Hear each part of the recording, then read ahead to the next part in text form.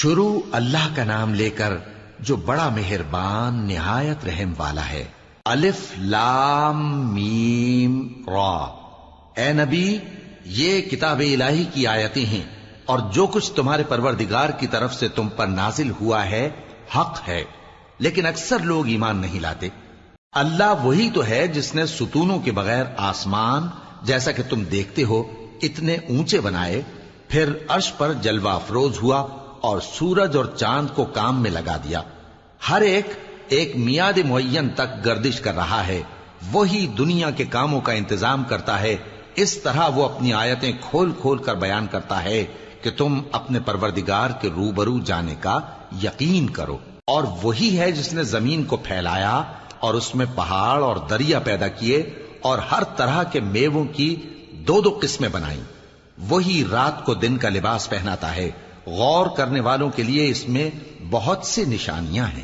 اور زمین میں کئی طرح کے قطعات ہیں ایک دوسرے سے ملے ہوئے، اور انگور کے باغ اور کھیتی اور کھجور کے درخت۔ بعض کی بہت سی شاخیں ہیں اور بعض کی اتنی نہیں ہوتی، باوجود کہ پانی سب کو ایک ہی ملتا ہے۔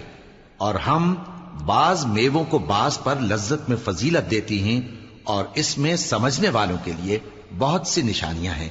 اگر تم عجیب بات سننی چاہو تو کافروں کا یہ کہنا عجیب ہے کہ جب ہم مر کر مٹی ہو جائیں گے تو کیا اثر نو پیدا ہوں گے؟ یہی لوگ ہیں جو اپنے پروردگار سے منکر ہوئے ہیں، اور یہی ہیں جن کی گردنوں میں طوق ہوں گے، اور یہی اہل دوزخ ہیں کہ ہمیشہ اس میں جلتے رہیں گے۔ اور یہ لوگ بھلائی سے پہلے تم سے برائی جلدی سے مانگتے ہیں، یعنی طالب عذاب ہیں، حالانکہ ان سے پہلے عذاب واقع ہو چکے ہیں۔ اور تمہارا پروردگار لوگوں کو باوجود ان کی بے انصافیوں کے معاف کرنے والا ہے، اور بے شک تمہارا پروردگار سخت عذاب دینے والا ہے۔ اور کافر لوگ کہتے ہیں کہ اس پیغمبر پر اس کے پروردگار کی طرف سے کوئی نشانی کیوں نازل نہیں ہوئی؟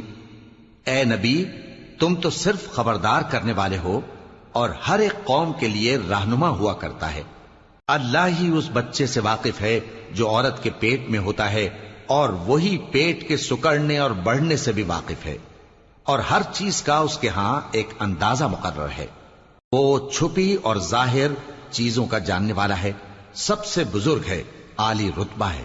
کوئی تم میں سے چپکے سے بات کہے یا پکار کر، یا رات کو کہیں چھپ جائے یا دن کی روشنی میں کھلم کھلا چلے پھرے، اللہ کے نزدیک برابر ہے۔ اس کے آگے اور پیچھے اللہ کے چوکیدار ہیں جو اللہ کے حکم سے اس کی نگرانی کرتے ہیں۔ اللہ اس نعمت کو جو کسی قوم کو حاصل ہے نہیں بدلتا جب تک کہ وہ اپنی حالت کو نہ بدلے، اور جب اللہ کسی قوم کے ساتھ برائی کا ارادہ کرتا ہے تو وہ پھر نہیں سکتی، اور اللہ کے سوا ان کا کوئی مددگار نہیں ہوتا۔ وہی تو ہے جو تم کو ڈرانے اور امید دلانے کے لیے بجلی دکھاتا اور بھاری بھاری بادل پیدا کرتا ہے، اور رعد اور فرشتے سب اس کے خوف سے اس کی تسبیح و تحمید کرتے رہتی ہیں۔ اور وہی بجلیاں بھیجتا ہے، پھر جس پر چاہتا ہے گرا بھی دیتا ہے، جبکہ وہ اللہ کے بارے میں جھگڑتی ہیں، اور وہ بڑی قوت والا ہے۔ کام کا پکارنا تو اسی کا ہے، اور جن کو یہ لوگ اس کے سوا پکارتے ہیں وہ ان کی پکار کو کسی طرح قبول نہیں کرتے، مگر اس شخص کی طرح جو اپنے دونوں ہاتھ پانی کی طرف پھیلا دے تاکہ دور ہی سے اس کے منہ تک آ پہنچے، حالانکہ وہ اس تک کبھی بھی نہیں آ سکتا۔ اور اسی طرح کافروں کی پکار بیکار ہے۔ اور جتنی مخلوقات آسمانوں اور زمین میں ہے، خوشی سے یا ناخوشی سے اللہ کے آگے سجدہ کرتی ہے، اور ان کے سائے بھی صبح و شام سجدے کرتی ہیں۔ ان سے پوچھو کہ آسمانوں اور زمین کا پروردگار کون ہے؟ تم ہی کہہ دو کہ اللہ۔ ان سے کہو کہ کیا تم نے اللہ کو چھوڑ کر ایسے لوگوں کو کارساز بنایا ہے جو خود اپنے نفع و نقصان کا بھی اختیار نہیں رکھتے؟ کہو کیا اندھا اور آنکھوں والا برابر ہیں، یا اندھیرا اور اجالا برابر ہو سکتا ہے؟ بھلا ان لوگوں نے جن کو اللہ کا شریک مقرر کیا ہے، کیا انہوں نے اللہ کسی مخلوقات پیدا کی ہے جس کے سبب ان کے لیے مخلوقات مشتبہ ہو گئی ہے؟ کہہ دو کہ اللہ ہی ہر چیز کا پیدا کرنے والا ہے، اور وہ یکتا ہے، بڑا زبردست ہے۔ اسی نے آسمان سے مے برسایا، پھر اس سے اپنے اپنے اندازے کے مطابق نالے بہہ نکلے، پھر پانی پر پھولا ہوا جھاگ آ گیا، اور جس چیز کو زیور یا کوئی اور سامان بنانے کے لیے آگ میں تپاتے ہیں اس میں بھی ایسا ہی جھاگ ہوتا ہے. اس طرح اللہ حق و باطل کی مثال بیان فرماتا ہے. سو جھاگ تو سوکھ کر زائل ہو جاتا ہے اور پانی جو لوگوں کو فائدہ پہنچاتا ہے وہ زمین میں ٹھہرا رہتا ہے.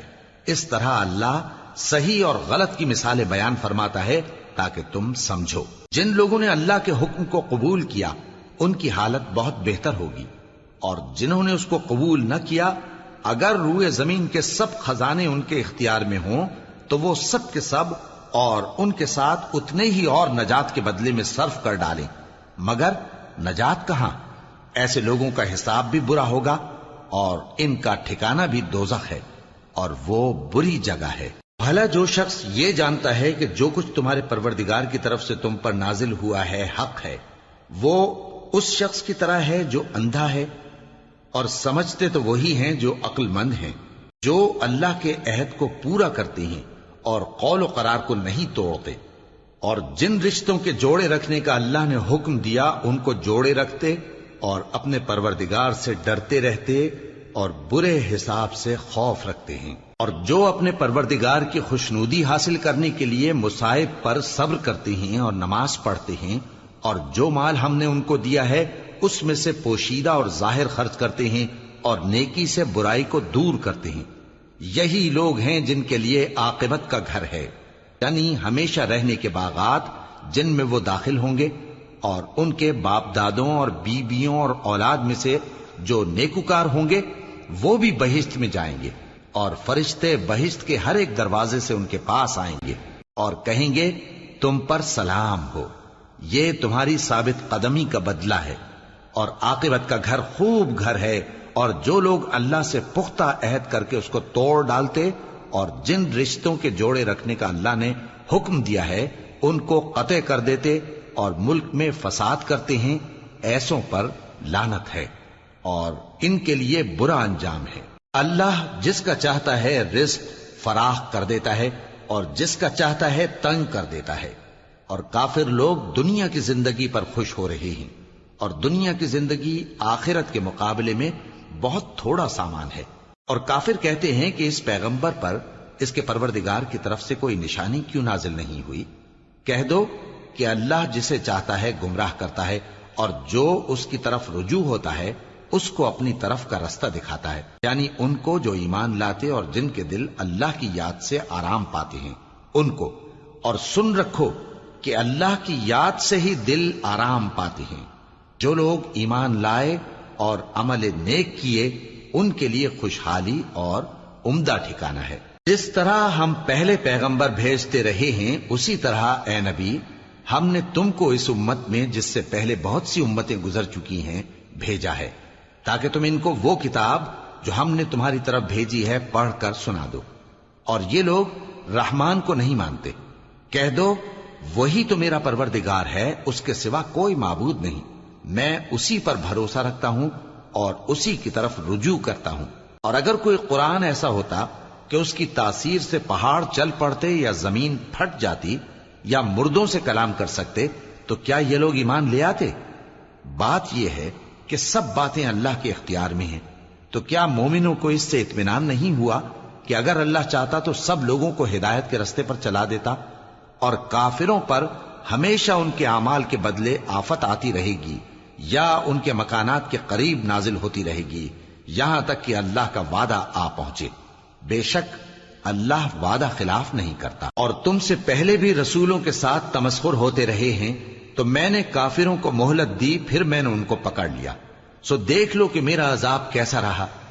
تو کیا وہ جو ہر شخص کے اعمال کا نگراں و نگہبان ہے وہ بتوں کی طرح بے علم و بے خبر ہو سکتا ہے؟ اور ان لوگوں نے اللہ کے شریک مقرر کر رکھے ہیں. ان سے کہو کہ ذرا ان کے نام تو لو. کیا تم اسے ایسی چیزیں بتاتے ہو جو روئے زمین پر ہیں اور اسے معلوم نہیں، یا تم لوگ محض سطحی بات کی تقلید کرتے ہو؟